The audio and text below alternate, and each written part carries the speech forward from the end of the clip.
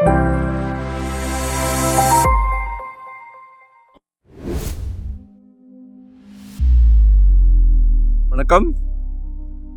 Welcome to Rajan real estate Tambaram.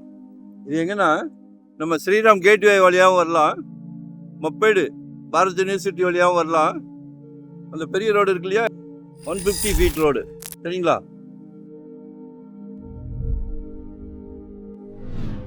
கமர்ஷியலாக ஒரு property 38க்கு 54, 38க்கு 54, 2204 சதுரடி. சின்ன ப்ராப்பர்ட்டி, ஆன் ரோடில் சின்ன ப்ராப்பர்ட்டி கிடைக்கிறது மிகவும் அபூர்வம். நமக்கு கிடைச்சிருக்கு பாருங்க.